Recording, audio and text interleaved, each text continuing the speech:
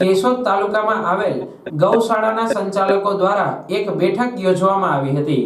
આ બેઠકમાં ગૌશાળાની કાયમી વ્યવસ્થા જળવાય તે માટે ગૌધન સાચવવા એક મર્યાદા નક્કી કરવામાં આવી હોય છે, પરંતુ સરકાર દ્વારા કોર્પોરેશન, નગરપાલિકા કે પંચાયત ઈચ્છે તેટલા રખડતા ભટકતા ગૌધન સાચવવા ગૌશાળા પર દબાણ લાવવામાં આવી રહ્યું છે, જેનો વિરોધ કરવા ગૌશાળા સંચાલકો દ્વારા એક ઠરાવ કરવામાં આવ્યો હતો।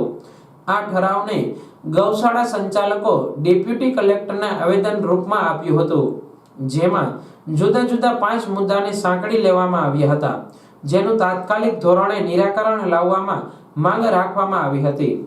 ઠરાવમાં જણાવાયું કે ક્ષમતા મુજબ ગૌધન રાખતા હોય વધુ ગૌધન સાચવવા અવ્યવસ્થા સર્જાઈ શકે, તેથી બહારની ગાયો રાખવાનો નિયમ રદ કરવો જોઈએ અને જે ગૌશાળાની સહાય રોકી રાખવામાં આવી તે સહાય તાત્કાલિક ધોરણે ચૂકવવામાં આવે। જે જગ્યા પર ગૌશાળા ચાલતી હોય તે જગ્યાને સ્ટેમ્પ ડ્યુટી લીધા વગર નોર્મલ રજીસ્ટ્રેશન ફી લઈ ટ્રસ્ટના નામે આપવી જોઈએ।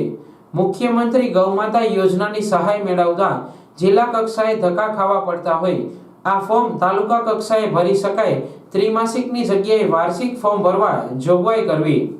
પંચાયત, નગરપાલિકા, કોર્પોરેશન જેવી સંસ્થાઓને પોતે ગૌધન સાચવવા અલગથી વ્યવસ્થા ઊભી કરવી, ગૌચર ખુલ્લું કરાવવું, ગૌચર પર થતી ગેરકાયદેસર ખોદકામ અટકાવવામાં આવે તેવી સરકાર પાસે માંગ કરી છે।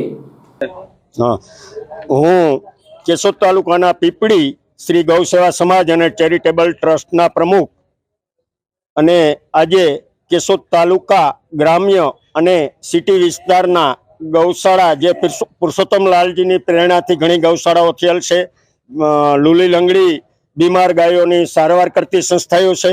આ બધી સંસ્થાઓને સરકાર શ્રી ગુજરાત સરકાર તરફથી મુખ્યમંત્રી પોષણક્ષમ યોજના નીચે સબસિડી ₹30 આપવાનું નક્કી થયેલ, પરંતુ આ લોકોએ બાંહેધરી પત્રકમાં બહારની ગાયો રાખવા માટેનો પરિપત્ર કરેલ હોય, જેના કારણે અધિકારી શ્રી લાગતા વળગતા અધિકારી શ્રીઓએ આશરે જિલ્લામાંથી 93 ફાઇલ રોકવામાં આવેલ છે।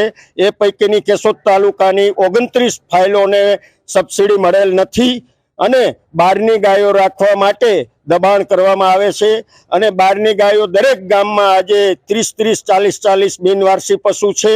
એ દરેક ગામની જવાબદારી પોતાના ગામના પશુ સાચવવાની હોય છે, બહારની નહીં। બહારની લેવાથી કોઈ માલધારીની ગાયો કોર્પોરેશન, નગરપાલિકા જપ્ત કરી અને આપવામાં આવે ત્યારે ગૌશાળાવાળાને એ પશુપાલકો આરે ઠસલ થાય। આવું ન થાય એટલે ગુજરાત ગવર્મેન્ટે વિચારવું જોઈએ। કૃષિ પાલન સાંસદ શ્રી, ધારાસભ્ય શ્રી અને મુખ્યમંત્રી શ્રીએ વિચારી અને આ નિર્ણય બાંહેધરી પત્રક કાઢી અને જેની સબસિડી રોકાયેલી છે એની તાત્કાલિક અસરથી છૂટી કરવી જોઈએ।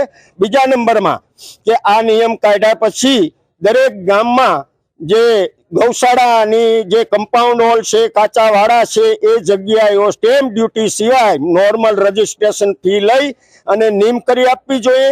ગૌચરો ઉપર દબાણ છે, ઘણી જગ્યાએ ગૌચરોમાં ખનિજ ચોરી થાય છે। આ સરકારશ્રીએ ધ્યાન દેવામાં આવે અને ગૌચરો છૂટા કરવામાં આવે તો આ સબસિડીની પણ અમારે જરૂર નથી। આ પશુઓ એની મેળે એનો ચારો સરી શકે એમ છે। જય હિન્દ, જય ભારત।